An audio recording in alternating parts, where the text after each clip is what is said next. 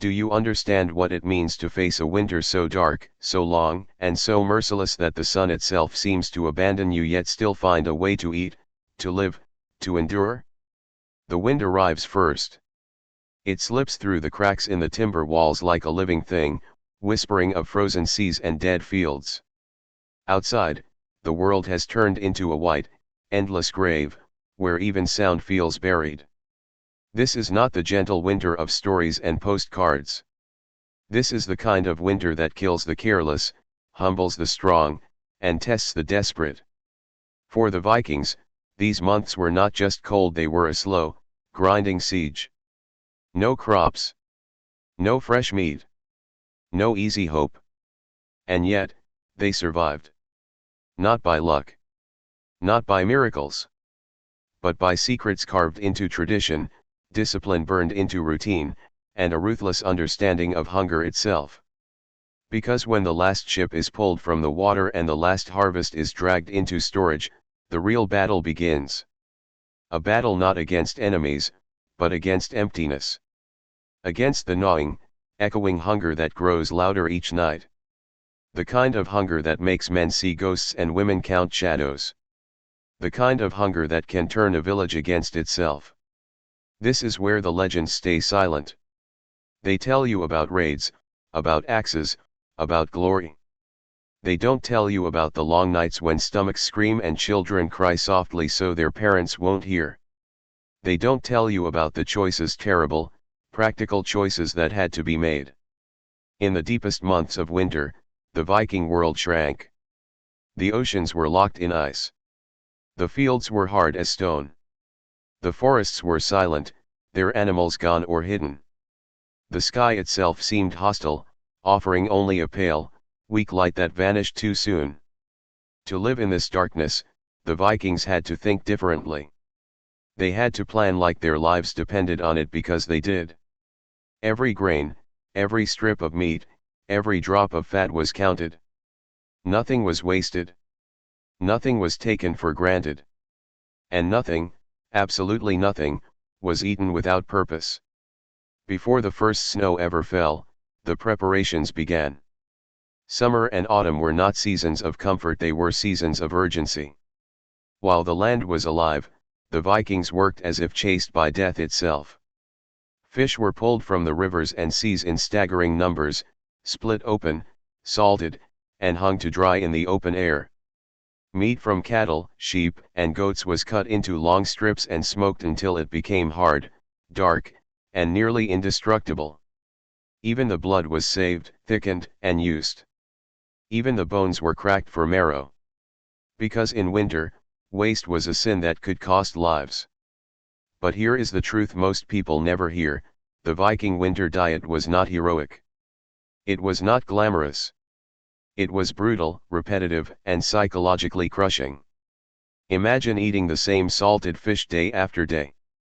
The same dried meat. The same thin porridge. Imagine your tongue cracking from salt, your throat burning, your stomach heavy but unsatisfied. Fresh food became a memory. A dream. Something spoken about in quiet voices. And yet, they endured it. Because they had learned something ancient and dangerous: hunger can be trained. Fat was everything. In a world of cold, fat was heat. Fat was energy. Fat was survival. Whale blubber, seal fat, animal tallow, these were not delicacies, they were lifelines. Mixed into stews, smeared onto bread, melted into everything, fat kept bodies burning when the world froze. A meal without fat was a weak meal. A dangerous meal. The Vikings understood this instinctively. Their bodies craved it. Their culture respected it. And their winter survival depended on it. Grain was guarded like treasure. Barley and rye were ground into coarse flour, then boiled into thick, heavy porridge that stuck to the ribs. It was bland. It was dull. But it filled the belly and slowed hunger. Sometimes it was mixed with dried berries, sometimes with bits of meat, sometimes with nothing at all. Children learned early not to complain. Complaining wasted energy. Complaining invited anger. In winter, discipline was love. Then there was fermentation, the quiet magic of decay turned into preservation. Cabbage, if they had it. Turnips. Onions. Anything that could be buried and left to change. The smell was sharp, sometimes unbearable. But the vitamins mattered. The bite of sourness cut through the monotony. It reminded them they were still alive. It reminded them that the body needed more than just fullness, it needed balance, even in hell. Fish became something else in winter. Not fresh and shining, but dark, stiff, and powerful. Dried cod. Salted herring. Fermented shark. In some regions, meat left to rot in the ground until it was technically edible, though the smell alone could break the unprepared. This was not food for pleasure. This was food for necessity. Food for those who refused to die quietly. And yet, even in this harsh routine, there were moments of almost sacred importance. The opening of a sealed barrel. The cutting of a smoked leg of meat. The rare taste of honey, saved and guarded, stirred into a drink to remind them of better days. These moments were not just meals, they were morale. They were proof that the planning had worked. That the village had been strong. That the winter could be beaten. But make no mistake, the fear never left. Every storm, every extra mouth, every illness threatened the balance. A single bad season could mean starvation. A single mistake could mean death. This is why the Vikings were not casual about food. This is why they respected it, feared it, and structured their lives around it. Hunger was not an enemy they could ignore. It was a shadow that followed them into every dark corner of winter. And in the long nights, as the fire crackled low and the wind howled outside like something alive, the question was never what will we eat tomorrow. The question was always more dangerous. Will there be enough? Because in the Viking world, winter was not just a season. It was a test. And only those who understood its rules survived. What if I told you that winter didn't just change what the Vikings ate, it changed who they became? Because once the doors were shut and the snow sealed the world outside, a different kind of society emerged. Quiet. Tense. Calculated. Winter was not just cold, it was an accounting season. Every household became a fortress of food, every storeroom a vault, every meal a negotiation between desire and survival. And behind the heavy wooden doors, the real struggle began. In summer, a man's strength was measured by his sword arm. In winter, it was measured by his self-control. You see, the Vikings didn't simply store food. They rationed it with almost cruel precision. The head of the household decided portions. Not equally. Not kindly. Strategically. Warriors, hunters, and laboring men often ate more. Children and the elderly ate less. Not because they were unloved, but because the tribe needed its strongest alive. This was a brutal logic, and it cut deep. Mothers swallowed their own hunger so their sons could eat. Old men pretended they weren't starving so the young could grow. Love in winter was quiet and painful. And here's the part that rarely gets told: winter created tension. Real tension. Fights over food happened. Accusations. Suspicions. A missing piece of meat could turn neighbors into enemies. A hidden stash could destroy trust. Because when hunger enters a home, it doesn't knock. It breaks in. Some families survived because they had more. Some survived because they had less mouths. Some survived because they were ruthless with their planning. The Viking world was not equal in winter. It was honest. The wealthy kept larger stores, more grain, more meat, more fat. Their fires burned longer. Their children cried less. The poor learned endurance. They learned to stretch thin soups. To boil bones again and again until even the memory of flavor was gone. To chew leather soft meat and pretend it was satisfying. To sleep through hunger and hope the morning brought distraction. And sometimes, it didn't. This is where the hidden economy begins. Trading didn't stop in winter, it just became dangerous. A sack of grain could buy a weapon. A strip of smoked meat could buy loyalty. A jar of fat could buy silence. Deals were made in whispers, in shadows, in the cold corners of longhouses. Because everyone knew, today's generosity could be tomorrow's starvation. And then there were the hunters. When the snow was deep and the forests were silent, some men still went out. Into white emptiness. Into killing cold. They hunted what others couldn't. Elk. Reindeer. Sometimes bears. Sometimes nothing at all. They came back with frost in their beards and death in their eyes. Because winter hunting was not heroic, it was terrifying. One slip, one injury, one lost trail, and you became part of the landscape. But when they succeeded, when they dragged fresh meat back into the village, they were not just hunters. They were saviors. The entire settlement changed when fresh meat appeared. Faces lifted. Voices rose. Children laughed. Even the air felt warmer. Because for a moment, the siege was broken. But fresh meat was rare. And unreliable. So the real backbone of winter survival was the food no one likes to talk about. Offal. Organs. Heads. Hooves. Tongues. Nothing was wasted. Ever. The eyes were eaten. The brains were cooked. The stomachs were cleaned and used. Blood was thickened into soups.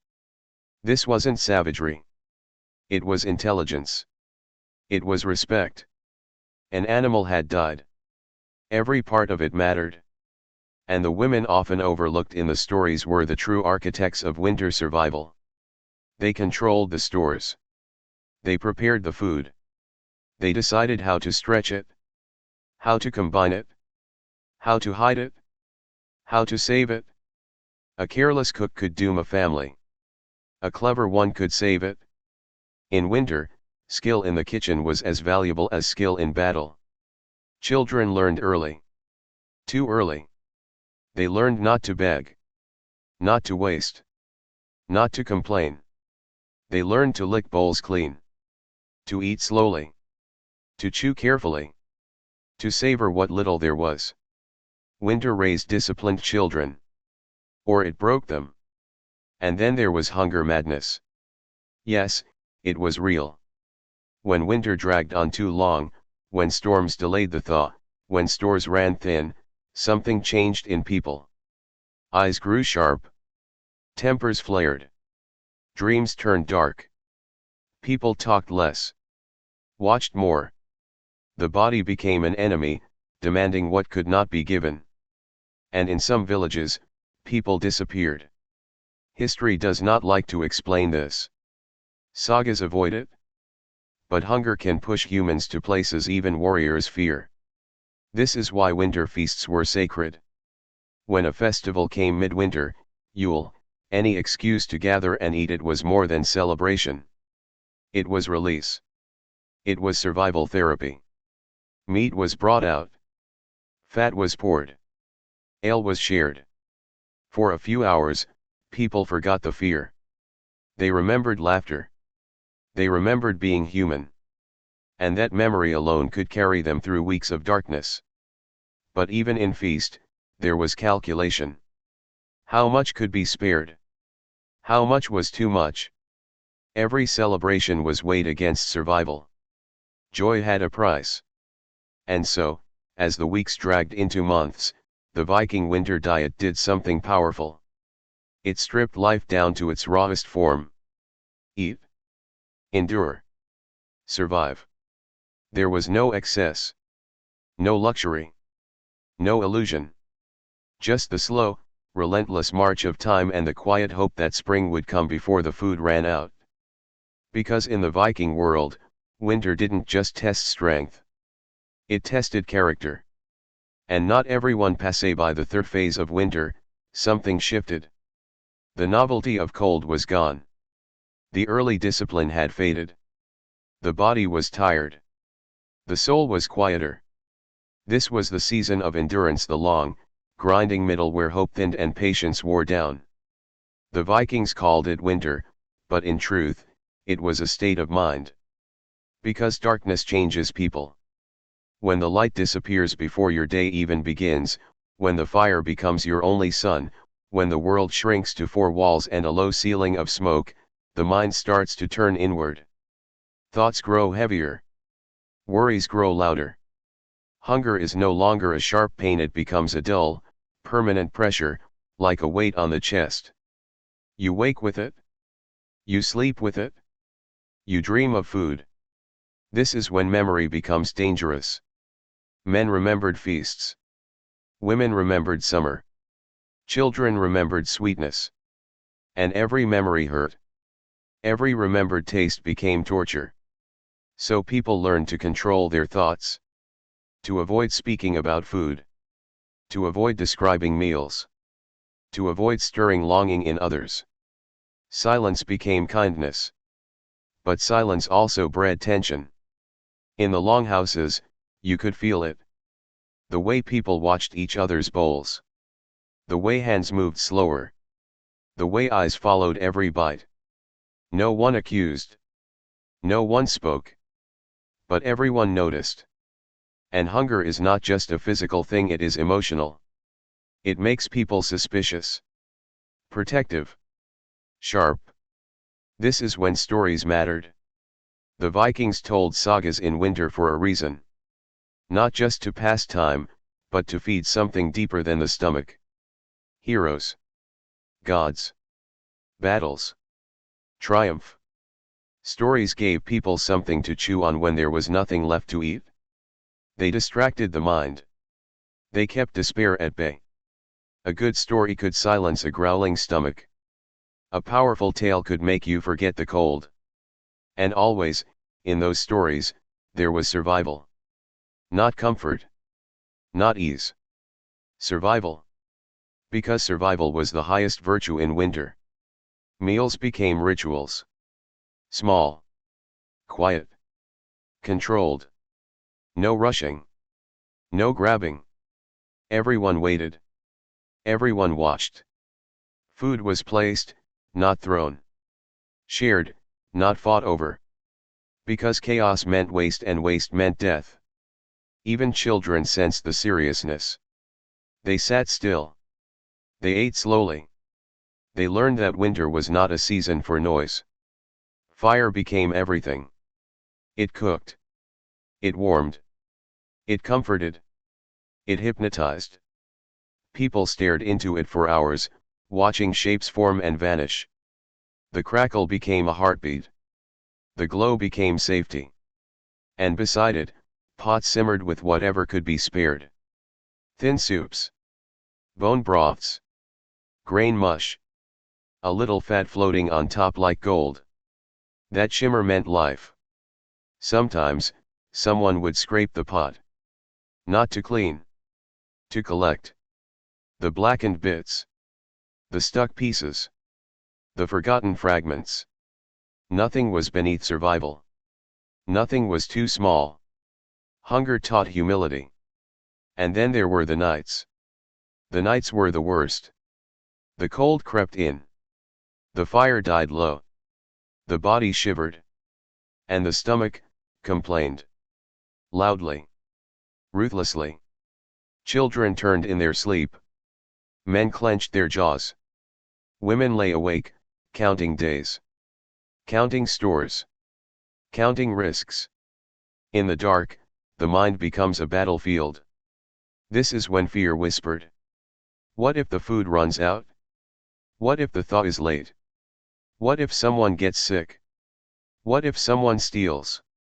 Fear was constant. But it was quiet. Because loud fear was dangerous. Loud fear spread. And panic could kill a village faster than hunger. So people learned control. They learned to mask. To hide. To endure. And sometimes, they learned to lie. About how much they had eaten. About how hungry they were. About how bad it really felt. Because showing weakness invited worry. And worry invited collapse. In some homes, The oldest would give up their share without saying a word. They would push the bowl away. Pretend fullness. Pretend satisfaction. And later, in the dark, their bodies would tremble. This was not weakness. This was strategy. This was sacrifice. Quiet, invisible sacrifice. Winter demanded it. And then there was the waiting. Waiting for the storm to pass. Waiting for the days to grow longer. Waiting for the stores to open again. Waiting for the first bird. The first drip of melt.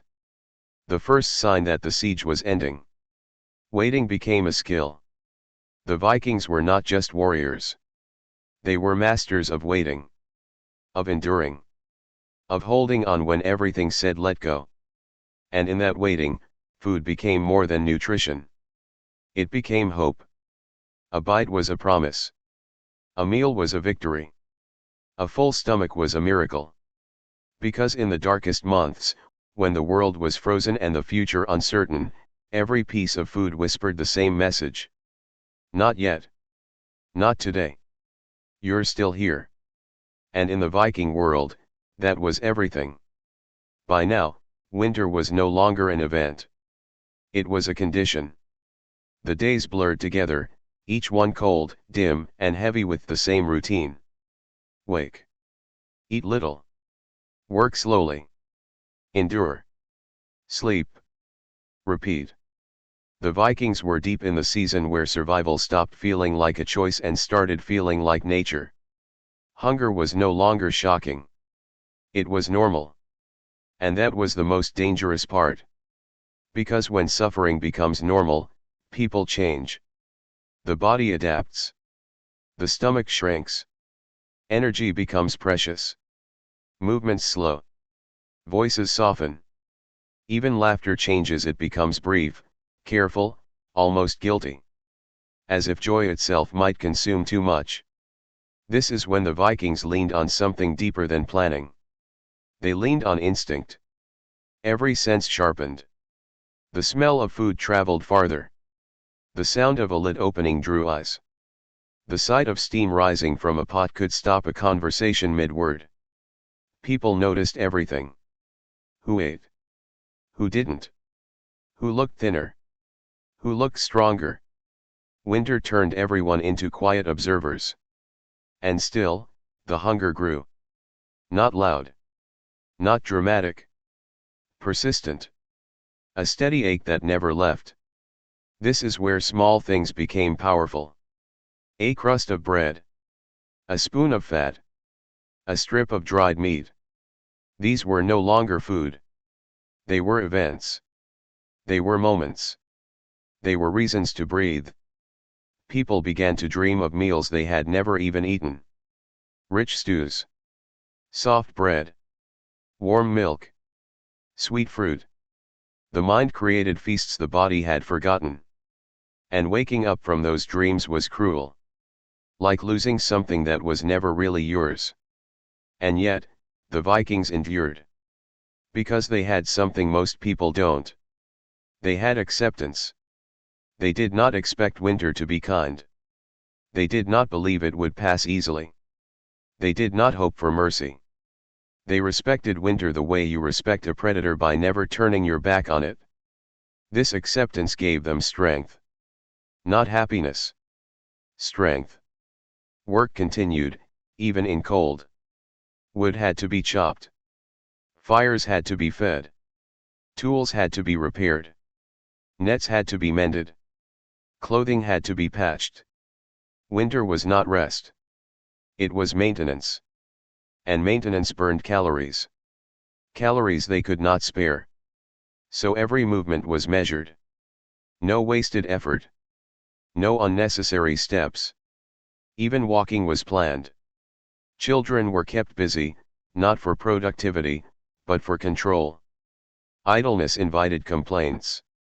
Complaints invited hunger. So they were taught tasks. Small, quiet tasks. Sorting. Carrying. Watching.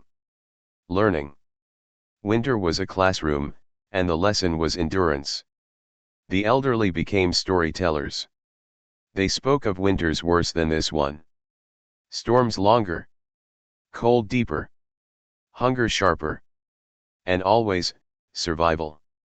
These stories were not comfort. They were proof. Proof that this had been faced before. Proof that it could be faced again. In winter, history was a weapon against despair. But even with all this, there were limits. When stores ran low, when barrels felt light, when sacks felt thin, something else emerged. Calculation. People began to measure more carefully. Count more often. Plan more tightly. Who needed how much? Who could survive on less? Who could be spared, and who could not? These thoughts were not spoken. They didn't need to be. They lived in the air. In the pauses. In the looks. In the way bowls were filled. This is the part of survival no saga celebrates. The cold logic. The quiet decisions. The moral weight. Because when food is limited, kindness becomes expensive. And yet, they still shared. Not always equally. But intentionally. Strategically. Carefully. Because the Vikings understood something simple and brutal: a village survives together, or it doesn't survive at all. One strong man alone was useless. One starving child was a future lost. Survival was collective. This is why winter broke outsiders. Travelers. Strangers. Lost wanderers. A knock on the door in winter was not a blessing. It was a crisis. One more mouth. One more risk. One more calculation. Hospitality was sacred, but hunger was real. And sometimes, the door stayed closed. Not because they were cruel. Because they were human. And humans can only give what they have. This is when the body truly takes over. Fat stores shrink. Muscles soften. Faces hollow. And yet, the eyes stay sharp. The will stays hard. The spirit stays unbroken. Because winter did not create weakness in the Vikings. It refined them. It stripped away softness. It burned away illusion. It revealed who could endure. By now, the winter diet was no longer something they thought about. It was simply life. Salt. Smoke. Grain. Fat. Broth. Again. And again. And again. Monotony became a shield. Predictability became comfort. Knowing what you would eat even if it was little was better than not knowing at all. And in that repetition, something powerful happened. They stopped fearing hunger. They respected it. They managed it. They lived with it. Hunger became a companion. An unwelcome one. But a familiar one. And familiarity breeds control. This is why the Vikings did not panic. This is why they did not collapse. This is why they endured. Because by the time winter reached its deepest point, survival was no longer an effort. It was instinct. And instinct, once awakened, is almost impossible to kill. Every winter has a point where strength is tested, but this was the edge. The season had dragged on too long. The storms had been too many. The stores had grown too light. The bowls had grown too empty. And now, the Viking world stood on the thin line between survival and collapse. This was the breaking point. By now, hunger was no longer a background ache. It was sharp again. Aggressive. Insistent. The body, having adapted, now began to rebel. Energy vanished. Dizziness came. Hands shook. People stood too quickly and the world tilted. Children grew quiet. Too quiet. The kind of quiet that frightened adults. This is when reality became impossible to ignore. Barrels echoed when they were tapped. Sacks sagged when they were lifted. Pots scraped bottom too soon. The illusion of control cracked. And when control cracks, Fear rushes in. Eyes began to linger on food a little too long. Conversation stalled when someone ate. Jokes died quickly. The air grew thick, heavy, watchful. This was no longer just winter. This was scarcity. And scarcity changes rules. People who had been generous became cautious. People who had been quiet became tense. People who had been patient became sharp. Because when hunger reaches the stage, it is no longer a test of discipline, it is a test of identity. Who are you, when there isn't enough? This is when the unthinkable thoughts appear. Not spoken. Never spoken. But felt. Who eats more than they should? Who contributes less than they take? Who could survive on less? Who might not survive at all? These thoughts were poison. But they were real. And winter did not allow lies. The elders felt it first. The weakness. The fading.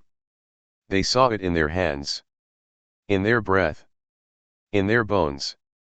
And many made a decision that history never records. They stepped back. Ate less. Spoke less. Took up less space. As if shrinking could buy time for the young. As if disappearing could protect the future. This was not defeat. It was sacrifice. And it happened quietly. No speeches. No tears. No recognition. Just smaller portions. And longer nights. Mothers did the same. They scraped their bowls clean and claimed satisfaction. They lied about fullness. They kissed their children and hid the ache. Hunger was easier to bear than guilt. And the children sensed everything. They didn't need explanation. They saw the thin faces. The tired eyes. The slow steps. They ate without joy. They slept without peace. Winter aged them. This is when desperation whispered. Some tried to hunt, even when it made no sense. Even when the cold was lethal. Even when the chances were nothing. Because hope, even false hope, was better than waiting. And some never came back. The forest took them. The cold kept them. And the village grew quieter. Others turned to the sea. Cutting through ice. Casting lines into black water. Risking drowning. Risking frostbite. Risking everything. For fish that might not even be there. Because hunger makes risk feel reasonable. And sometimes, it worked. A single fish could feed many. A single seal could change everything. A single success could reset the balance. And when it happened, when someone returned with fresh food, the village did not cheer. They breathed. Relief is quieter than joy. Relief is heavier. But when it did not happen, when days passed and nothing came back, when the food kept shrinking and the cold kept biting, something darker crept in. Resentment. Not loud. Not violent. Silent. Why does he eat more? Why does she get seconds? Why does their fire burn brighter? Why are they stronger, and I am weaker? These thoughts were dangerous. Because once they took root, unity began to crack. And unity was the last defense. This is why leaders mattered in winter. Chieftains. Elders. Heads of households. They did not rule with force now. They ruled with restraint. With example. With visible sacrifice. They ate last. They ate least. They showed the village that no one was above hunger. That no one was protected from it. That survival was shared. Because the moment people believed the system was unfair, it would end. And winter would win. This is also when the spiritual world grew close. The Vikings spoke to gods in winter. Not for glory. Not for victory. For food. For mercy. For thought. For light. Offerings were made. Words were whispered.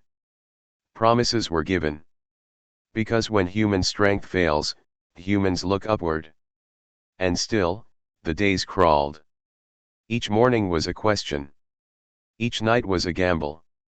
And in every home, the same silent calculation echoed. How many days left?